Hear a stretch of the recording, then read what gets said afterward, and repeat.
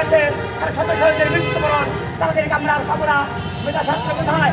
আপনি দেখুন কোটাকে মানুষ, আপনার কাছে বড় আন্দোলন করে বলবো, ছাত্র আন্দোলন যদি আবার ছাত্র খেপে যায়, তাহলে সারা বাংলাদেশ ব্যাপী যুদ্ধ কার্যে রণক্ষেত্রে পরিণত হবে ইনশাল্লাহ।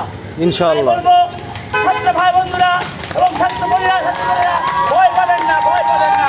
রাজনীতি লড়াকু সৈনিকের মতো কিন্তু সারা দিন ব্যাপী নয়, সারাক্ষণ ব্যাপী যতক্ষণ পর্যন্ত নামানো হবে ততক্ষণ পর্যন্ত এই আন্দোলন থাকবে ইনশাল্লাহ। ইনশাআল্লাহ। আমার বক্তব্য দীর্ঘায়িত করব না, কারণ আমি প্রশাসনকে বলবো আপনার নিশ্চিন্তে নীতিভাবে ডিউটি করবেন, কারো পর্যায়ে কোনো কুলি হয় না। এই কুলি হলে বাংলাদেশের ছাত্রছাত্রীরা কাউকে ছাড়বে না, জননেত্রী শেখ হাসিনা আপনাকেও ছাড়া হবে না। ভয় পাইনি, ভয় পাবো না। ছাত্র আন্দোলন মানেই এই বাংলাদেশের ঐতিহ্য আন্দোলন, ঐতিহাসিক আন্দোলন। এই বক্তব্য শেষ করছি। খোদা হাফেজ। বাংলাদেশ জিন্দাবাদ। Thank you.